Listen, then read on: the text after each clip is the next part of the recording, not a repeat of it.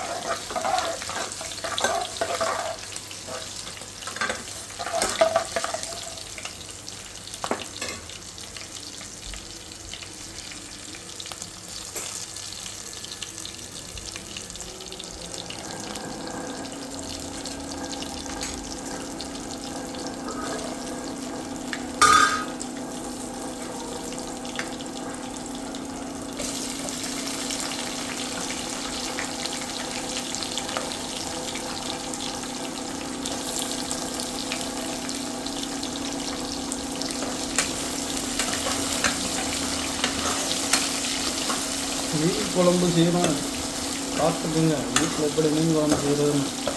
இந்த மீன் குழம்பு வந்து எல்லாருமே செய்யலாம். என்ன இருக்குது, பேச்சுலர்ஸும் செய்யலாம், ஃபேமிலிஸும் செய்யலாம். அதெல்லாம் யார் பயப்பட தேவை.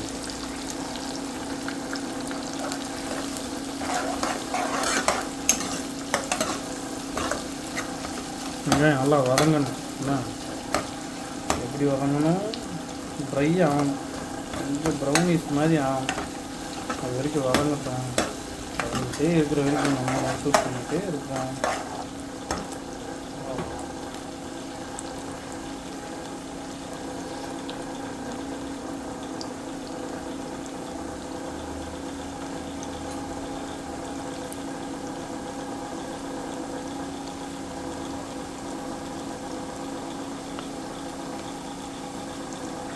அப்பப்போ கிண்டி மட்டும் விட்டுருலாம். ஏன்னா எல்லாமே வேணும்ல, அப்பப்போ கிண்டி விட்டால் தான் எல்லா சைடுமே வேணும். ஸோ அதனால் எல்லா பக்கமும் கிண்டி விட்டுருக்காங்க. மறக்காமல் நம்ம சேனல் சப்ஸ்கிரைப் பண்ணிவிட்டு பாருங்கள். நிறைய பேர் சப்ஸ்கிரைப் பண்ணாமே பார்க்குறீங்க. வெறும் வியூஸ் மட்டும் தான் வருது, லைக்ஸு கமெண்ட்ஸ் எதுவுமே வரல. ஃபாலோ கூட பண்ண மாட்டேறீங்க. பண்ணிவிட்டு பாருங்கள், கமெண்ட் பண்ணுங்கப்பா. முக்கியமாக உங்களுக்கு என்ன குக்கிங்லாம் வேணுமோ அதெல்லாம் கமெண்ட் பண்ணுங்கள். நான் கம்பல்சரி உங்களுக்காக பண்ணி உங்களுக்காக வீடியோ அப்லோட் பண்ணுறேன். நான் உங்கள் கார்த்திக். நீங்கள் பார்த்து கொண்டிருப்பது கார்த்திக் விஎஸ் ப்ளாகர்.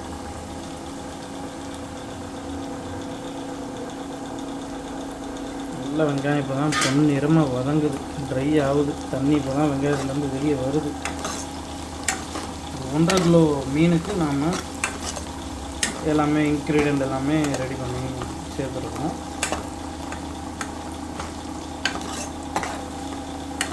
ஆக்சுவலி இது சமைச்சு முடிச்சோடனே நம்ம மண்பானையில் எடுத்து வச்சோம்னா அந்த மண்பானையை மறுநாள் அதில் சூடு பண்ணி சாப்பிடும்போது ரொம்பப்பா மீன் குழம்பு இருக்கே, சூடு கூட பண்ண தேவையில்லை, மறுநாள் அப்படியே சாப்பிட்லாம் மண்பானையில் வச்சது.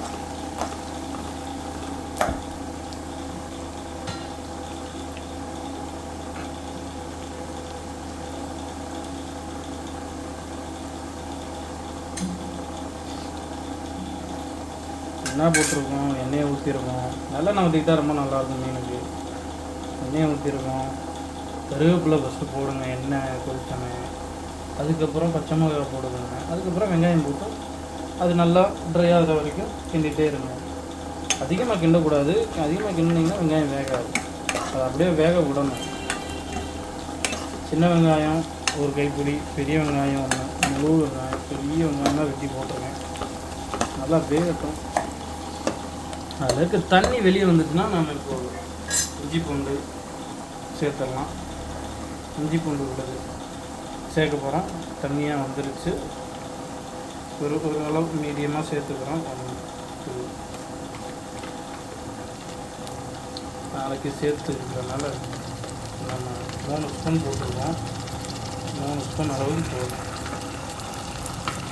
இப்போ இதில் என்ன பண்ண போகிறோம்னா, இந்த இஞ்சி பூண்டு நல்லா பச்சை வாசனை போகிறதுக்கு மஞ்சத்தூள் கொஞ்சம், இதோட உப்பு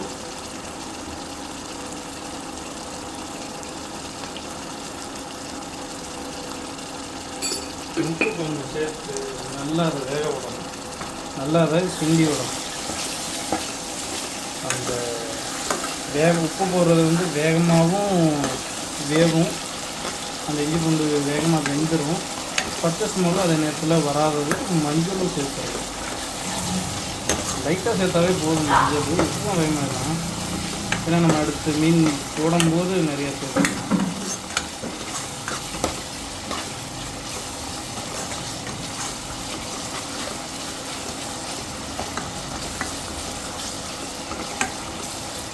இஞ்சி பூண்டு நல்லா வேகட்டும்.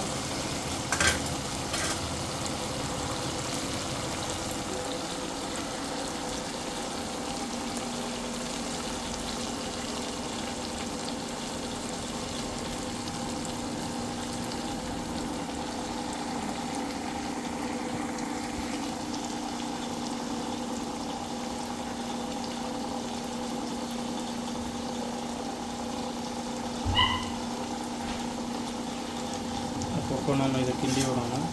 கிண்டி விட்டால் தான் அடி பிடிக்காது.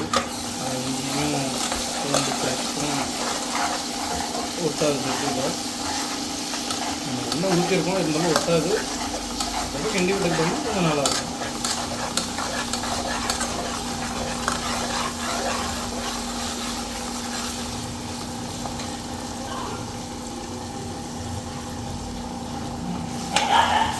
முக்கால்வாசி போய் செஞ்சு கொண்டு அதோட பச்சை வாசனை போயிட்டு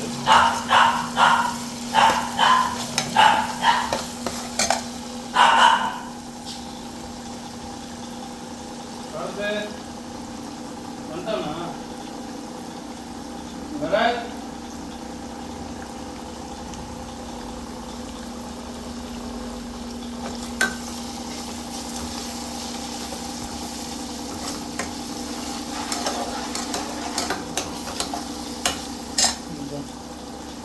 பச்சை வாசனை போயிட்டு நம்ம இப்போ தக்காளி கையில் பிசைஞ்சு தோல் எடுத்தது, கையில் பிசைஞ்சு வச்சதை இப்போ நம்ம சேர்த்துக்கணும்.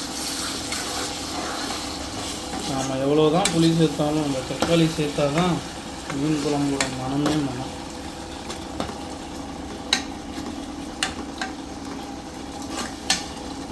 இப்போ தக்காளி ட்ரை ஆகணும், நல்லா வேகணும்.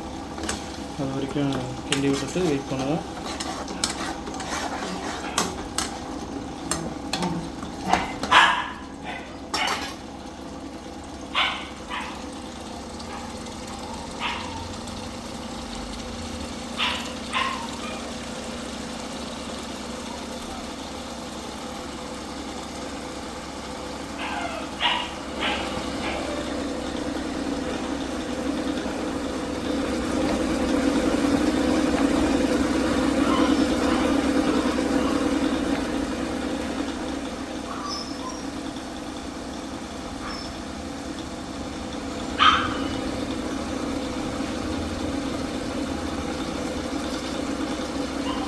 அப்போ கிண்டி விட்டுட்டே இருக்கணும். நான் என்னோடய சேனலுக்காக ஒரு கேமராமேன், ஒரு எடிட்டர் தேடிட்டு இருக்கேன். என்னோடய அசிஸ்டண்ட்டாக ஜாயின் பண்ணுறதுக்கு யாராவது தயாராக இருந்தீங்கன்னா சொல்லுங்கள். இல்லை உங்களுக்கு உங்கள் கூடயும் கொலாப்ஸ் பண்ணி பண்ணுறதுக்கும் தயாராக இருக்கேன். இப்போதைக்கு அசிஸ்டண்ட்டாக ஒரு குழந்தைய தான் சேர்த்து வச்சுருக்கேன். இந்த குழந்தை நமக்காக நிறைய உதவி பண்ணுது. ஆனால் ஸ்கூலுக்கு போகிற குழந்தை அதுதான் பெரிய விஷயம்.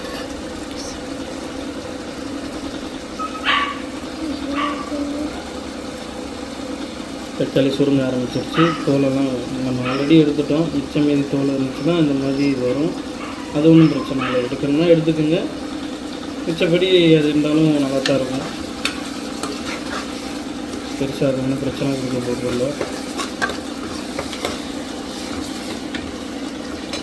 கேமராமேனுடைய கஷ்டங்கள் என்னன்னு குழந்தை வீடியோ எடுத்து குழந்தையா தள்ளியிருக்கேன். இப்போ இந்த கட்டத்தில் நம்ம என்ன பண்ணணும்னா,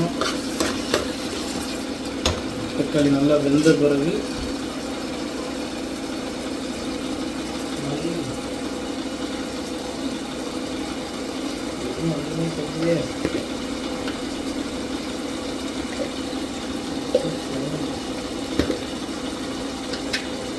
மல்லி சேர்க்க போகிறோம். மீன் குழம்புக்கு மெயினே இந்த மல்லி தான்.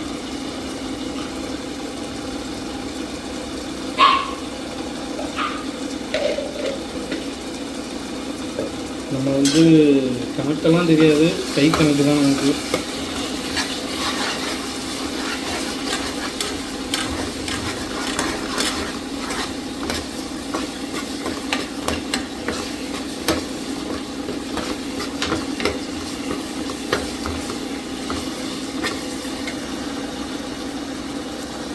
இப்போ நம்ம மல்லியை வேக விட்டுறோம். மல்லி கூடவே நம்ம சிறிதளவு சீரகம் சேர்த்துக்கிறோம்.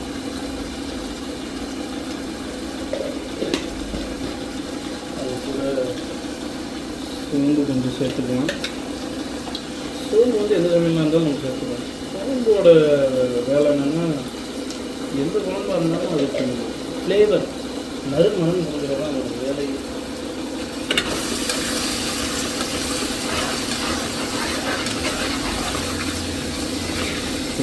எப்படி வெந்திருக்குன்னு நல்லா தெரியும்.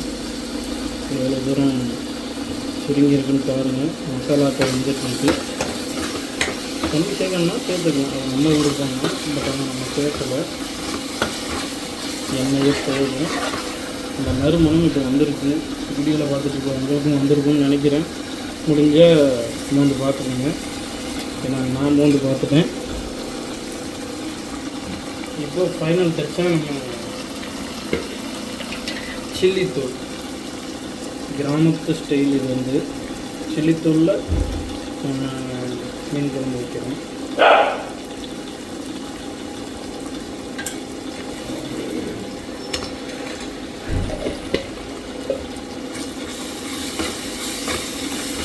இப்போ உங்களுக்கு தெரியும், நல்லா எண்ணெயும் அது கூட மசாலா கூட வினைப்பொருள் இருக்கும், நல்லா ட்ரையாக இருக்கும்.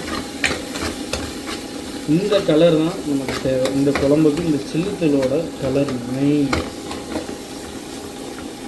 இந்த கலர் எவ்வளோ அருமையாக கிடச்சிருக்குன்னு பாருங்கள்.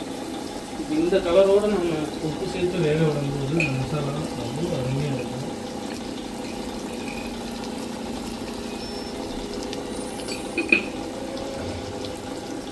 ஒரு ஸ்பூன் போட்டுருக்கோம். ஆல்ரெடி ஒரு ஸ்பூன் சேர்த்துருக்கோம்.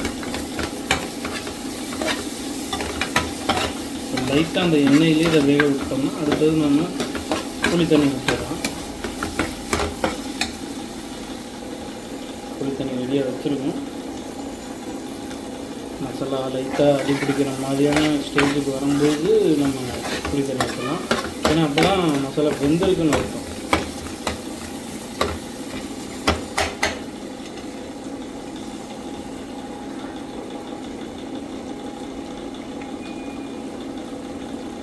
அவ்வளோ அருமையான டேஸ்ட் தான். நீங்கள் பார்க்கும்போது உங்களுக்கே தெரியும். அஞ்சு வச்சோம்னா இதெல்லாம் அப்படியே இதவே ஒரு காலை டிஃபன் மாதிரி கூட நம்ம சாப்பிடலாம். தோசை, இட்லி, பூரி, பொங்கல், சாப்பாடு, ரைஸுக்கு சூப்பராக இருக்கும். இப்போ நம்ம என்ன பண்ண போகிறோம்னா, மசாலா வெந்துட்டு இப்போ நம்மளுடைய ஃபைனல் டச்சாக புளி தண்ணியை சேர்த்து வைக்கிறோம்.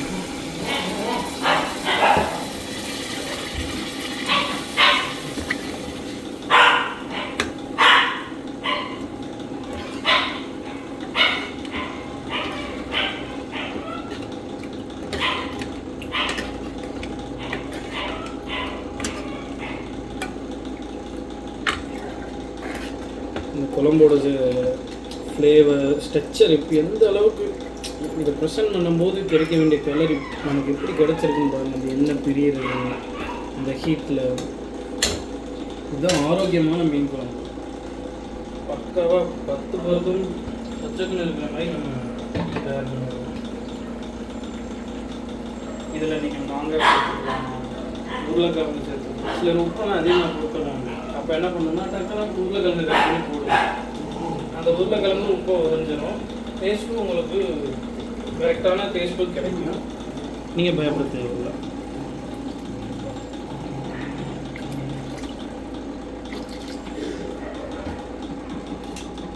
தண்ணி சேர்த்தாச்சு. இப்போ நம்ம கொதிக்க விடணும்.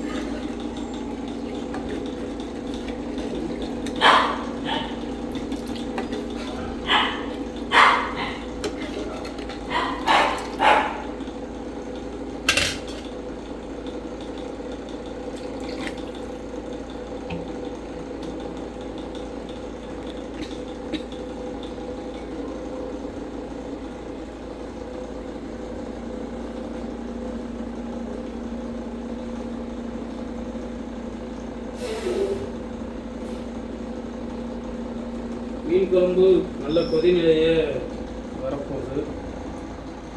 அந்த ஸ்டேஜுக்கு வந்துடுச்சு. இப்போ நம்ம தண்ணி ஊற்றிருக்கோம். இப்போ அதை கொதிக்க விட வேண்டிய வேலை தான் இப்போ நமக்கு மீதி இருக்குது.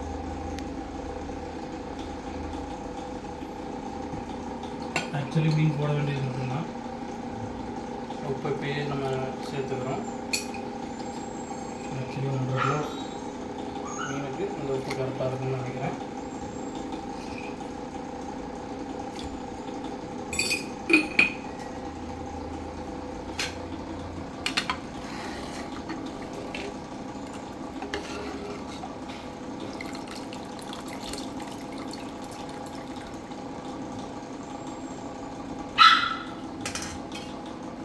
கொதி வந்தோடனே நம்ம மீனை போட வேண்டிய வேலை தான் பாக்கி.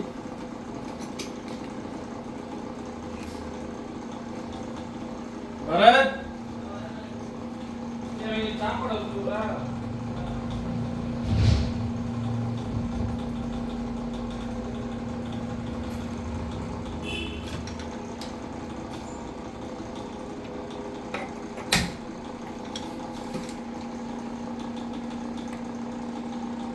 அப்படியே அச்சுசான காணி.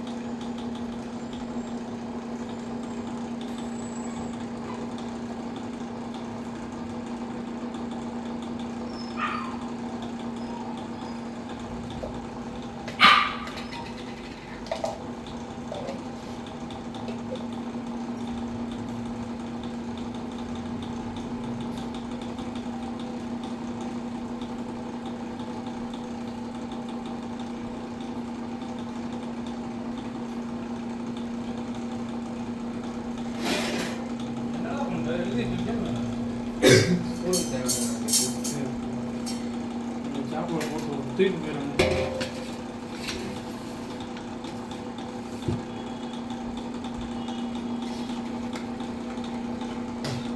கொதிக்க ஆரம்பிச்சிருச்சு.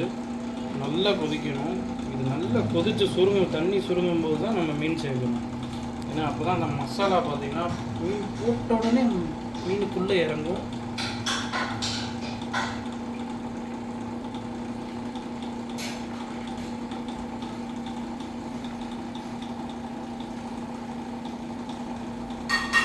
எனக்கு வேறு வியர்வை சட்டாக விழுந்து அது ஒரு ஃப்ளேவர் ஆகிடக்கூடாது.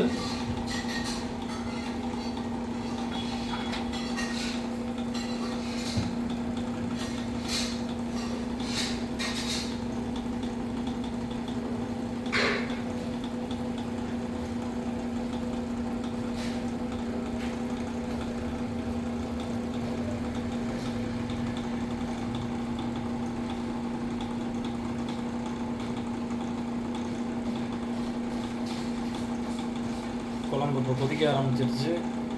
நல்லா கொதிக்கணும். பாருங்கள் அந்த எண்ணெய் அந்த ஃப்ளேவர் இப்படி பிரித்து எடுத்துகிட்டு வந்துருக்குங்க அந்த மசாலாவை, சில்லித்தூளை.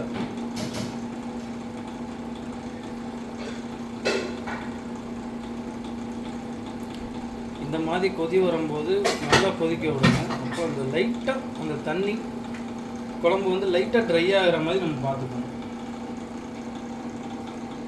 அது லைட்டாக ட்ரை ஆகிடுச்சுன்னா நம்ம மீனை போடலாம் சிம்மில் வச்சுட்டு. ஏன்னா அந்த எண்ணெய், அந்த மசாலா, நம்ம போட்டிருக்க இன்க்ரீடியன்ஸ் எல்லாமே ஒன்றோட ஒன்று சேர்ந்து மிக்ஸ் ஆகி வினை பெறும். இப்போ பாருங்கள் மஞ்சளை எடுத்துகிட்டு வந்துருக்கு பாருங்கள். இதுதான் ஆக்சுவலி மஞ்சள். ஃபஸ்ட்டு உங்களுக்கு சில்லித்தூள் காமிச்சிச்சு எண்ணெயில், இப்போ மஞ்சள் காமிக்குது பாருங்கள்.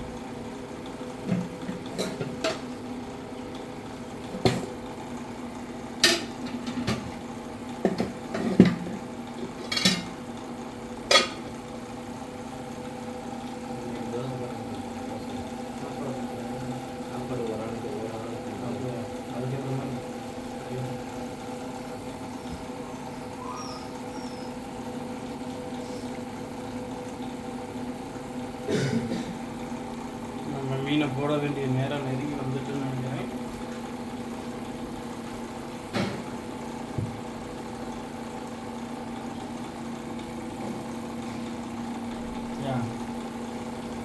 நம்ம மீனை போடுறதுக்கான நேரம் வந்துட்டு இப்போ எந்த அளவுக்கு சுருங்கி இருக்குன்னு பார்ப்போம். எஸ், நம்ம சிம்மில் வச்சுட்டோம். அப்படி இருந்து குழம்பு கொதிக்கிறது பார்த்தீங்களா, இதுதான் கரெக்டான டைம். நம்ம ஒவ்வொரு மீனாக ஓரமாக போட்டு விட்டுட்டே வருவோம். சங்கரா மீன் வாங்கியிருக்கோங்க. சங்கரா மீன் வேறு எந்த மீனும் பிடிக்காதீங்க சிலருக்கு. அதனால் நம்மளுக்கு பிடிச்ச மாதிரியே இல்லை, பிடிச்சமான மீனாக வாங்கியிருக்கோம். நம்ம அப்படி இல்லை, எதை கொடுத்தாலும் சாப்பிடுவோம். அதுக்குன்னு வேறு எதுவும் கேட்காதீங்க. பாருங்கள், என்ஜாய் பண்ணுங்கள். நம்மளை ஃபாலோ பண்ணிவிட்டு பாருங்கள். பார்க்குறவங்க கமெண்ட் பண்ணுங்கள். மெயினாக என்ன கொஸ்டினாக இருந்தாலும் கேளுங்க, நான் ஆன்சர் பண்ணுறேன். நீங்கள் கேட்குற ஃப்ளேவர், நீங்கள் கேட்குற குக்கிங் எல்லா வீடியோவும் இனி வர வாரங்களில் உங்களுக்கு அப்டேட் பண்ணுறேன். ஃபாலோ பண்ணுங்கள், சப்ஸ்கிரைப் பண்ணுங்கள் மறக்காமல். எங்களுக்கும் அப்போ தான் ஒரு பூஸ்டப்பாக இருக்கும். ஏன் பண்ணுறதுக்காகலாம் இதெல்லாம் நாங்கள் போடலை, அதையும் நீங்கள் நல்லா தெரிஞ்சுக்கணும். இதை நாங்கள் போடுறதுக்கு காரணமேவும் நல்ல சமையல் எல்லாருக்கும் சொல்லி தரணும், நல்ல சமையலை நாங்களும் சாப்பிடணும். அதை எங்களோட ஃபாலோவர்ஸான உங்கள் கூட ஷேர் பண்ணிக்க விரும்புகிறோம். அவ்வளோதான். போடுங்க, வரும் நாட்களில் நல்லா நம்ம சேனல் டெவலப் ஆகணும். ஃபாலோ பண்ணிவிட்டு பாருங்கள். மீன் குழம்பு ரெடி ஆயிடுச்சு. இப்போ ஒரு கொதி வந்தோடனே இறக்க போகிறோம். ஓகேங்க, டாட்டா, பாய் பாய். நான் உங்கள் கார்த்திக். மீண்டும் அடுத்த வீடியோவில் சந்திப்போம். மறக்காமல் சப்ஸ்கிரைப் பண்ணிடுங்க, ஃபாலோ பண்ணிடுங்க.